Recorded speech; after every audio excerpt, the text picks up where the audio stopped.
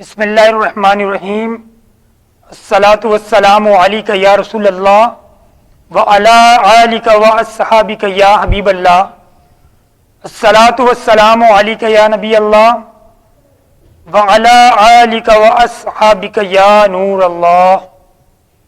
ناظرین محترم، پروگرام شریعت کے اجالے لے کر میں آپ کا میزبان شاہد قادری آرائی آپ حضرات کی خدمت میں حاضر ہوں۔ تمام ناظرین کو السلام علیکم ورحمۃ اللہ وبرکاتہ۔ ناظرین محترم، آپ اس وقت دیکھ رہے ہیں یوٹیوب کا معروف چینل امت کا بھلا۔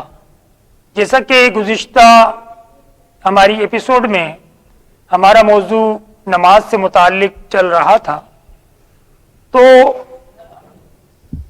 آج ہم اس موضوع کو کچھ وقفہ دیں گے۔ انشاءاللہ تعالی رمضان المبارک سے متعلق مفتی صاحب سے کچھ سوالات کریں گے۔ اس کے بعد پھر ہمارا نماز سے متعلق جو مسائل رہ گئے ہیں انشاءاللہ پھر اس کو ہم شروع کریں گے۔ ناظرین محترم، رمضان المبارک بڑی برکتوں والا مہینہ ہے، بڑی عظمتوں والا مہینہ ہے۔ جب یہ مہینہ تشریف لاتا ہے تو عالم اسلام میں جوش و خروش اور ایک نیکی کرنے کا، عبادت کرنے کا جذبہ کافی حد تک بڑھ جاتا ہے۔ مساجد میں اس قدر رونقیں لگ جاتی ہیں کہ پیر رکھنے کی جگہ تک نہیں ہوتی، اتنے نمازی الحمدللہ مسجدوں میں ہوتے ہیں۔ اور رمضان المبارک میں شیاطین کو قید کر دیا جاتا ہے، جہنم کے دروازوں کو بند کر دیا جاتا ہے، اور نفلی عبادت کا ثواب فرض نماز کے برابر اور فرض نماز کا ثواب 70 گنا بڑھا دیا جاتا ہے۔ مومن کے رزق میں اضافہ کر دیا جاتا ہے۔ اس کی بہت لمبی تفصیل ہے، اگر پوری رات بھی اگر رمضان کے فضائل بیان کریں تو وہ بیان نہیں کر سکتے۔ تو آئیے ہم اپنے سوال اور جواب کی طرف چلتے ہیں۔ میرے اسٹوڈیو میں تشریف رکھتے ہیں جناب محترم مفتی افضل مدنی شاہزلی، تو ان سے رمضان کے مسائل کے بارے میں جانتے ہیں۔ السلام علیکم ورحمۃ اللہ وبرکاتہ۔ وعلیکم السلام ورحمۃ اللہ وبرکاتہ۔ اور حضرت خیریت سے ہیں؟ ٹھیک ٹھاک ہیں؟ اللہ کا آپ خیریت سے ہیں؟ ٹھیک ہے۔ ہمارے ویورز کی طرف سے پہلا سوال میں آپ کی خدمت میں عرض کرنے جا رہا ہوں۔ سوال یہ ہے کہ روزہ کس پر فرض ہے؟ یہ ذرا ہمارے ناظرین کو اس سے آگاہ کریں۔ بسم اللہ الرحمن الرحیم۔ ہر عاقل و بالغ مسلمان مرد و عورت پر روزہ فرض ہے، صرف جن کا شریعت میں استثناء کیا گیا، یعنی کسی عذر کی وجہ سے جو مریض ہیں یا جو مسافر ہیں، ان کے علاوہ ہر مسلمان مرد و عورت بالغ پر ماہ رمضان کے روزے جو ہیں یہ فرض ہیں۔ اور اس کی فرضیت اللہ تبارک و تعالی نے قرآن مجید میں بیان فرمائی کہ ہم نے اے ایمان والو تم پر روزے فرض کیے گئے۔ تو قرآن کی آیت کریمہ کے روح سے جو ہے وہ ہر عاقل و بالغ مسلمان مرد و عورت پر روزے فرض ہیں، ماہ رمضان کے روزے فرض ہیں۔ تو ناظرین محترم، جیسا کہ حضرت نے بتایا کہ قرآن مجید فرقان حمید میں اللہ تبارک و تعالی نے ارشاد فرمایا کہ تمام مسلمانوں پر، عاقل اور بالغ پر ماہ رمضان شریف کے روزے فرض ہیں۔ اور میں مطلب یہ کہ سمجھتا بھی ہوں اور جانتا بھی ہوں کہ تقریباً ہر مسلمان بخوبی اس بات کو جانتا ہے کہ رمضان شریف کے روزے ہم پر فرض ہیں، اور بڑے ذوق شوق کے ساتھ، مطلب یہ کہ عاقل اور بالغ ہی نہیں بلکہ مسلمانوں کے جو نابالغ بچے ہوتے ہیں تو ہم انہیں دیکھتے ہیں کہ انہیں بھی بڑا شوق ہوتا ہے کہ ہم بھی رمضان کے روزے رکھیں۔ والدین کے منع کرنے کے باوجود بھی وہ سارا دن جو نا مطلب بھوکے پیاسے رہتے ہیں، لاکھ کہنے کے باوجود بھی وہ نہ پانی پیتے ہیں نہ کھانا کھاتے ہیں اور روزہ رکھ لیتے ہیں. یہ مطلب شان ہے رمضان المبارک کی. تو ناظرین محترم، آئیے اگلے سوال کی طرف چلتے ہیں اور آپ توجہ کے ساتھ اس سوال کو اور جواب کو سماعت فرمائیں گے. سوال یہ ہے کہ بچے کو روزہ کب رکھوایا جائے؟ بچے کو روزہ جیسا کہ ہمارے علماء نے فرمایا، تو علماء کے اقوال کو، بزرگوں کی جو یعنی فقہ حنفی کی کتب ہیں، جس میں در مختار، رد المختار، فتاوی شامی اور عالمگیری، جو بڑی کتابیں ہیں فقہ حنفی کی، اس کا خلاصہ بیان فرماتے ہوئے زمانہ قریب کے ہمارے ایک بزرگ عالم دین، امام اہل سنت اعلی حضرت امام احمد رضا خان فاضل بریلوی رحمۃ اللہ علیہ نے اپنے فتاوی رضویہ شریف میں رد المختار کا خلاصہ بیان فرماتے ہوئے ارشاد فرمایا کہ بچہ جیسے ہی 8ویں سال میں قدم رکھے، اس کے ولی یعنی سرپرست پر لازم ہے کہ اسے نماز روزے کا حکم دے، اور جب 11واں سال شروع ہو تو ولی یعنی سرپرست پر واجب ہے کہ صوم و صلات یعنی نماز نہ پڑھنے اور روزہ نہ رکھنے پر مارے، بشرطے کہ روزے کی طاقت ہو، اور روزہ ضرر یعنی نقصان نہ کرے، یعنی بچہ اتنا کمزور نہ ہو اتنے کہ وہ روزہ رکھے تو اس کی یعنی طبیعت صحت وغیرہ خراب ہو جائے، تو روزہ ضرر نہ کرے، نقصان نہ دے. اور اسی طریقے سے فقہائے کرام رحمہم اللہ مزید فرماتے ہیں کہ بچے کی عمر 10 سال کی ہو جائے، یعنی 10 سال مکمل ہو کے 11ویں سال میں جب وہ قدم رکھے، اس میں روزہ رکھنے کی طاقت ہو تو اسے رمضان مبارک میں روزہ رکھوایا جائے. اگر پوری طاقت ہونے کے باوجود نہ رکھے تو مار کر رکھوانے کا حکم ہے. اگر رکھ کر توڑ دیا تو قضا کا حکم نہ دیں گے، اور اگر نماز جو ہے وہ شروع کر کے توڑ دے تو پھر اس کو دوبارہ پڑھوائی جائے گی. روزے کی قضا نہیں کروائیں گے، کیونکہ ابھی بچہ ظاہر ہے کہ بالغ نہیں ہوا ہے، تو نہ اس پہ نماز لازم ہوئی ہے، فرض ہوئی ہے، نہ روزہ فرض ہوا ہے. لیکن جیسا کہ حدیث پاک میں فرمایا کہ جب بچہ 7 سال کی عمر میں پہنچے تو اسے نماز سکھاؤ، اور جب 10 سال کی عمر میں ہو جائے یعنی 10 سال کا ہو جائے تو پھر جو ہے وہ نماز نہ پڑھے تو اسے مار کے نماز پڑھوائی جائے. تو چونکہ 10 سال کی عمر میں بچے کو تنبیہ کر کے نماز اور روزے کا حکم حدیث پاک میں دیا گیا، تو اسی حدیث کی روشنی میں فقہا نے جو یعنی تشریح کی ہے اس حدیث پاک کی روشنی میں جو مسئلہ بیان فرمایا ہے، وہ میں نے اس کا خلاصہ آپ کی خدمت میں عرض کیا. تو ناظرین محترم، آپ نے جانا کہ بچے کو روزہ کب رکھوایا جائے، تو حضرت نے اعلیٰ حضرت امام اہل سنت جناب احمد رضا خان صاحب فاضل بریلوی رحمۃ اللہ علیہ کا قول آپ سے شیئر کیا کہ 8 سال کا جب بچہ ہو جائے تو اسے روزے کا اور نماز کا حکم مطلب دیا جائے، اور جب وہ 10 سے 11ویں سال میں جائے تو اس کو ساتھ سختی کی جائے کہ وہ نماز پڑھے اور روزہ رکھے. اور اگر وہ روزہ توڑ دیتا ہے تو حضرت نے فرمایا تو اس روزے کی قضا نہیں ہے، اور اسی طرح اگر وہ نماز توڑ دیتا ہے تو حضرت نماز کی قضا ہے، نماز کو دوبارہ پڑھوائیں. تو پھر وہ نماز بچے کو دوبارہ پڑھنی پڑے گی. تو ناظرین محترم، رمضان المبارک کی بڑی برکتیں ہیں، تو اس کے جو مسائل ہیں وہ ہمارے لیے جاننا بہت ضروری ہے. تو ایسے مسائل جاننے کے لیے اور اچھی باتیں جاننے کے لیے ہمارے یوٹیوب کے چینل امت کا بھلا کو سبسکرائب کر لیں اور اسے ثواب کی نیت سے شیئر بھی کر دیجئے. تو آئیے ہم اپنے اگلے اور تیسرے سوال کی جانب بڑھتے ہیں.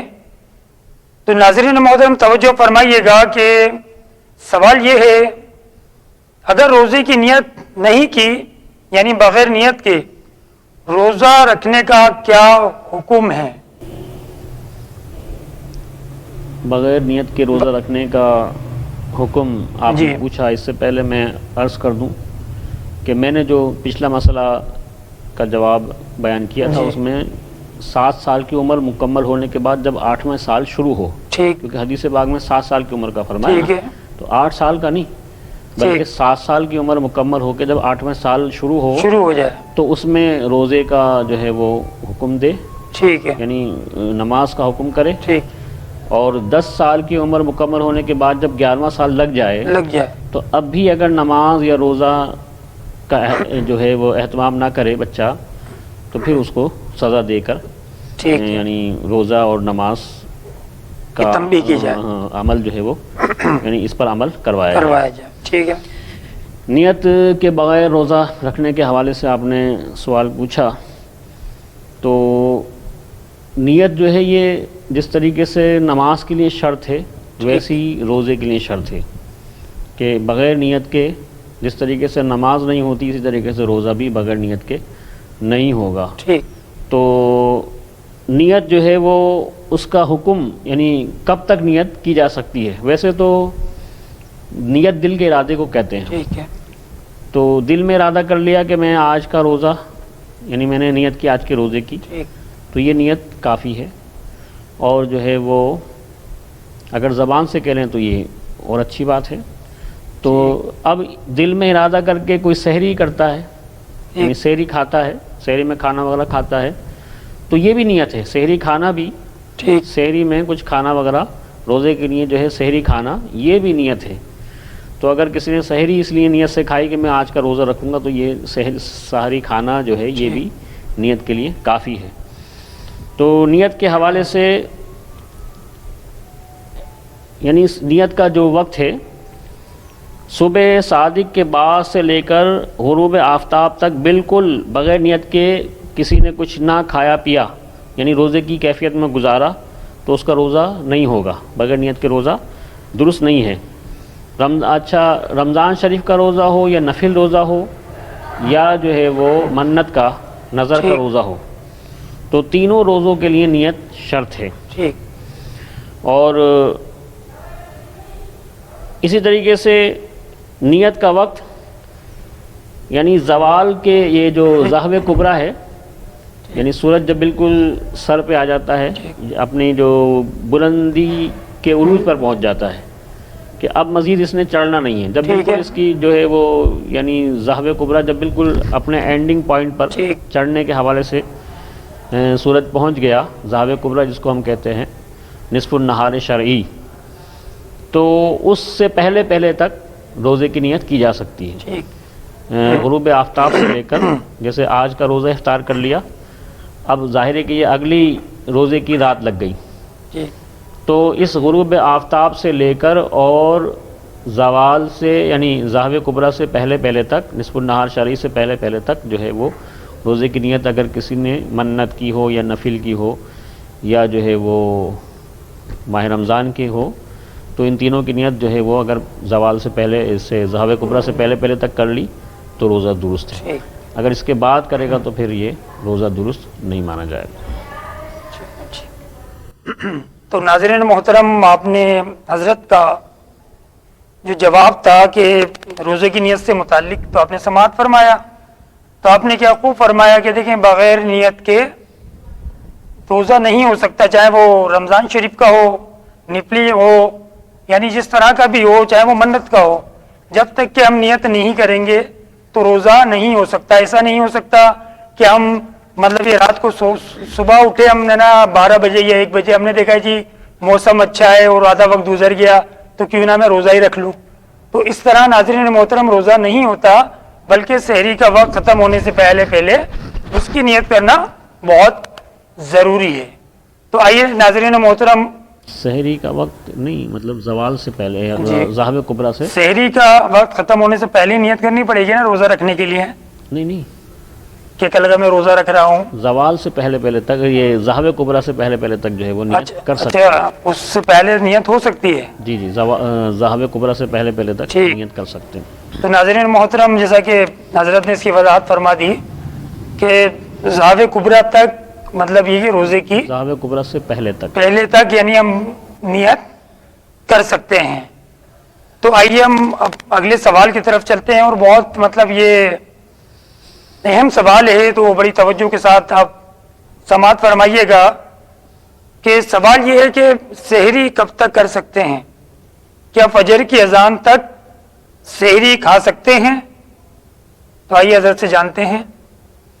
جی، ہمارے یہاں یہ بھی ایک جو ہے جی معاشرے میں غلط طریقہ جو ہے وہ رائج ہے کہ لوگ فجر کی اذان تک سحری کھاتے رہتے ہیں، ٹھیک، اور بعض لوگ صبح صادق کے بعد فجر کی اذان کے دوران کھاتے پیتے رہتے ہیں، اور جب تک یعنی تمام مسجدوں کی اذانیں ختم نہ ہو جائیں ٹھیک ہے، صحیح، اس وقت تک جو ہے وہ کھاتے رہتے ہیں کہ ابھی فلاں مسجد کی اذان ہو رہی ہے۔ ٹھیک، تو اذان فجر جو ہے یہ صبح صادق کے بعد ہوتی ہے، ٹھیک، یعنی سحری کا وقت ختم ہونے کے بعد فجر کا وقت شروع ہوتا ہے، اور اذان جو ہے وہ اپنے فجر کے وقت میں ہوتی ہے۔ سحری کا وقت، روزہ رکھنے کا وقت جو ہے وہ ختم ہو چکا ہوتا ہے۔ ٹھیک، تو اگر کوئی شخص جو ہے وہ صبح صادق کے بعد تک کھاتا رہا، یعنی اذانوں کے شروع ہونے تک نہیں بلکہ اذانوں کے ختم ہونے تک کھاتا رہا، سائرن جب تک بجتا رہتا ہے تو یا اذان جب تک ہوتی رہتی ہے تو لوگ کھاتے رہتے ہیں،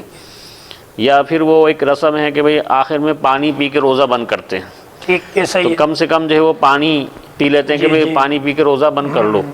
تو یہ عوام میں ایک غلط طریقہ رائج ہے۔ روزہ بند کرنے کا مقصد یہ نہیں ہوتا کہ بھئی پانی پی کے ہم روزہ بند کریں، تو یہ تو ایک سہارے کے لیے ہے۔ ہمارے آقا صلی اللہ علیہ وسلم کی سنت مبارکہ ہے سحری کھانا، کہ دن میں روزے میں جو ہے وہ انسان کو روزہ پورا کرنے میں قوت حاصل ہو۔ تو بہرحال کچھ کھا لے یا پی لے، یہ سب سحری میں سحری کی نیت سے پانی بھی پی لیتا ہے تو یہ بھی درست ہے۔ تو یہ تمام کام اپنا صبح صادق سے پہلے کرنے ہیں۔ ٹھیک، صبح صادق کے بعد تک اگر یہ کام کیے گئے تو وہ روزہ رکھنا تو کیا ہوا، روزہ شروع ہی نہیں ہوا۔ تو یہ ظاہر ہے کہ ایسا کرنا سخت حرام اور گناہ ہے، کبیرہ ہے۔ تو لوگوں کو اس بارے میں آگاہی حاصل کرنی چاہیے۔ جو احکام شریعت نے ہم پر فرض کیے ہیں ان کا سیکھنا بھی، ان کے بارے میں علم حاصل کرنا جو ہے، تاکہ وہ درست طور پر ان عبادت معاملات کو، ان اعمال کو ہم انجام دے سکیں، ان پر عمل کر سکیں۔ تو ان کا علم سیکھنا بھی یہ فرض ہے۔ ٹھیک۔ تو ناظرین محترم، حضرت نے بہت ہی خوبصورت اور آسان الفاظوں میں بتا دیا کہ سحری ہمیں کب تک کرنی ہے۔ دیکھیں، اذان فجر جو ہے وہ نماز کے لیے ہوتی ہے، نہ کہ سحری بند کروانے کے لیے۔ تو جب مسجد سے، بلکہ جب سحری کا ٹائم جو کہ عموماً آج کل ہمارے موبائلوں میں بھی ہوتا ہے، اور مطلب ٹی وی کی اسکرین پہ بھی، پھر تقریباً ہر مسجد سے سحری کا جو اختتامی وقت ہوتا ہے تو وہ بتا دیا جاتا ہے، سائرن بھی بج جاتے ہیں۔ تو اس پہ ہمیں مطلب سحری کو بند کر دینا چاہیے، نہ کہ اذان فجر کا ہمیں انتظار کریں۔ اگر ہم نے اذان فجر کا انتظار کرا اور اذان فجر پہ اگر سحری بند کری تو حضرت نے فرمایا کہ وہ مطلب یہ سخت گناہ بھی ہے، اور پھر سے روزہ مطلب ظاہر سی بات ہے پھر روزہ کس طرح ہوگا جب ہم سحری کا وقت ختم ہو جائے گا اور ہم پھر سحری کریں گے، کچھ کھائیں گے پیئیں گے۔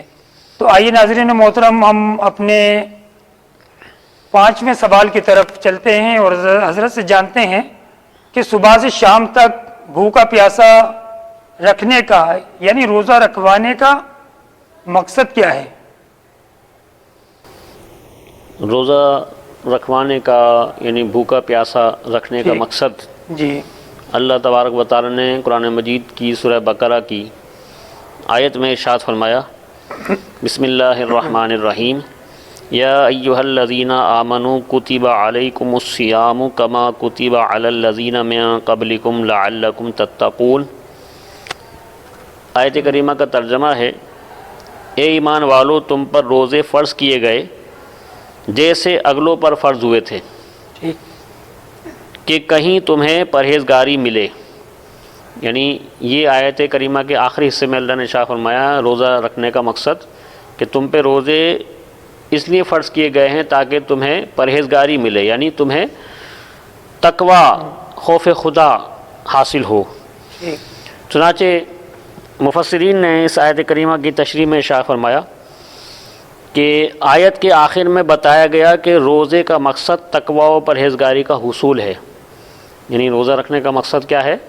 تقوی و پرہیزگاری حاصل ہو. ٹھیک ہے. روزے میں چونکہ نفس پر سختی کی جاتی ہے، یعنی بھوکا پیاسا رہ کر نفس کو کمزور کیا جاتا ہے، نفس پر سختی کی جاتی ہے، اور کھانے پینے کی حلال چیزوں سے بھی روک دیا جاتا ہے، تو اس سے اپنی خواہشات پر قابو پانے کی مشق یعنی پریکٹس ہوتی ہے، جس سے ضبط نفس یعنی نفس پر قابو اور حرام سے بچنے پر قوت حاصل ہوتی ہے. بھوکا پیاسا رہ کر جو ہے وہ نفسانی خواہشات پر انسان کو کنٹرول قابو حاصل ہوتا ہے، اور یہی ضبط نفس یعنی نفس کو کنٹرول کرنا اور خواہشات پر قابو حاصل کرنا بنیادی چیز ہے جس کے ذریعے آدمی گناہوں سے رکتا ہے. یعنی تقوی و پرہیزگاری حاصل کرنے کے لیے ضروری ہے کہ نفس کو قابو کیا جائے. جس طریقے سے ایک شریر گھوڑا ہوتا ہے تو اس گھوڑے کو جب اس کے مطلب مالک نے اس کو کنٹرول کرنا ہوتا ہے، جب وہ گھوڑا اپنی پیٹھ پہ بیٹھنے نہیں دیتا اپنے جو ہے مالک کو یا جو بھی اس پہ سواری کرنا چاہتا ہے سوار کو، تو اس کو پھر اس کا مالک ایک تو اس سے کام زیادہ لیتا ہے اور دوسرا جو ہے وہ اس کو بھوکا پیاسا رکھتا ہے، یعنی اس کو کھانا کم دیتا ہے، اس کے کھانے میں کمی کر دیتا ہے. تو اس سے وہ گھوڑے کی شرارت جو ہے وہ کم ہوتی ہے اور پھر وہ اپنے یعنی مالک کے قابو میں آ جاتا ہے. تو اسی طریقے سے نفس بھی ایک شریر گھوڑے کی طرح ہے، تو اس کی شرارتوں کو کم کرنے کے لیے بھوکا پیاسا رکھا جاتا ہے اور کام بھی بڑھا دیا جاتا ہے کہ نماز تراویح 5 وقت کی نمازوں کے ساتھ ساتھ نماز تراویح وغیرہ اور تلاوت قرآن دیگر مطلب عبادات جو ہیں اس کے ذریعے سے مزید کام نفس پہ کام کا بوجھ بڑھا دیا جاتا ہے اور بھوکا پیاسا رکھ کے اس کو تاکہ اس کی خواہشات جو ہے وہ اس پہ قابو پایا جا سکے. تو یہ روزہ رکھوانے کا مقصد ہے. تو ناظرین محترم، رمضان المبارک بہت ہی برکتوں والا مہینہ ہے.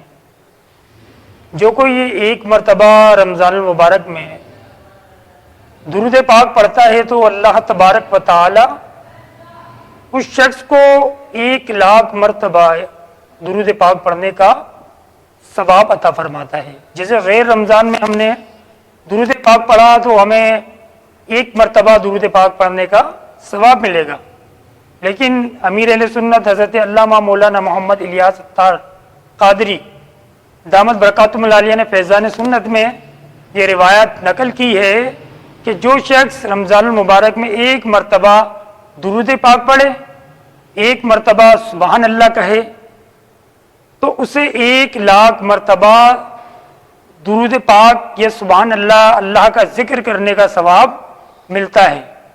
تو ناظرین محترم، رمضان المبارک میں حضور علیہ الصلوۃ والسلام پر کثرت سے درود پاک پڑھنے کی کوشش کیجیے گا اور کثرت سے اللہ تبارک و تعالیٰ کی بارگاہ میں یعنی اللہ کا ذکر کرنے کی کوشش کیجیے گا اور قرآن پاک کی کثرت سے تلاوت کریں، کیونکہ رمضان المبارک میں نیکیوں کا بھاؤ جو ہوتا ہے نا وہ بلندیوں کو چھو لیتا ہے. تو اس موقع کو ہرگز ضائع مت کیجیے گا. تو آئیے ہم اپنے اگلے سوال کی طرف چلتے ہیں اور حضرت سے جانتے ہیں کہ وہ کون سے اعمال ہیں اور کیا چیزیں ہیں جن سے روزہ ٹوٹ جاتا ہے. بسم اللہ الرحمن الرحیم.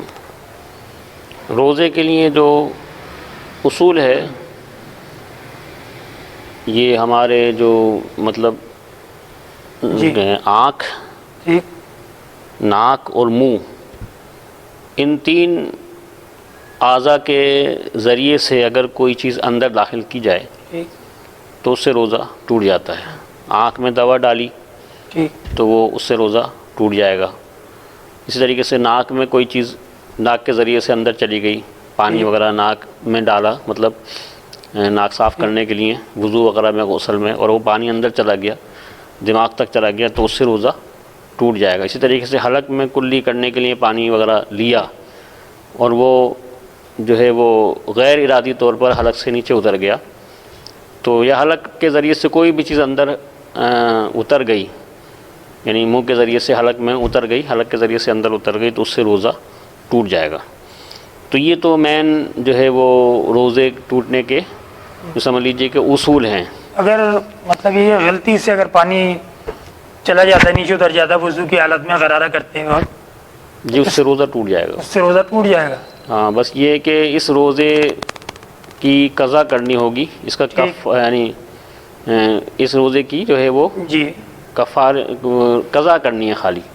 باقی روزے کو جاری رکھا جائے گا اگر پانی چلا گیا اس کے بعد.